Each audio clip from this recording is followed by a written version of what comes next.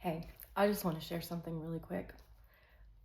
In my personal life, I've been on a journey in a battle with my husband over his health for a really long time, for this particular thing, like 15 years.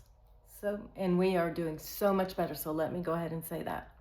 But I just want to say that if you're in a long-term battle, um, it can get so easy to get discouraged when the battle seems to only get worse, or what you think is going to be your deliverance doesn't work out. And when it drags on, even the people that are around you, that are standing with you, sometimes can get weary in the battle. And it's just easy for the enemy to come in there and tell us, hey, this has gone on for so long. Obviously, God doesn't want to heal, or obviously, this isn't going to go away. But y'all, I'm here to tell you it's not true.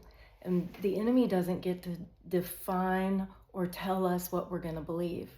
Y'all, we have a plumb line. We have a baseline of what we believe, and that is Scripture.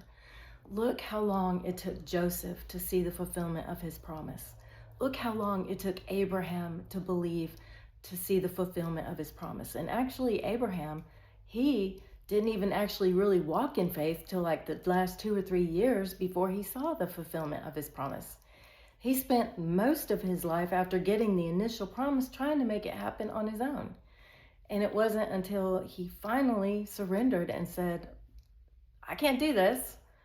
Putting it in my words, he basically said, I can't do this, Lord. And then he just began to walk in faith, and then God did what he was going to do. But we've seen in Scripture, and we've seen it, there are testimonies in life.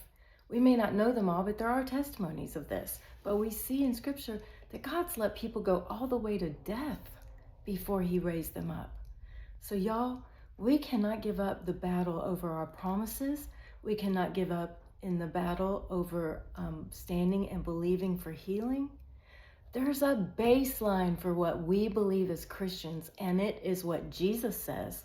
It is what he lays out for us in Scripture, and there is nothing to add to it and nothing you can take away from it. That is what we believe.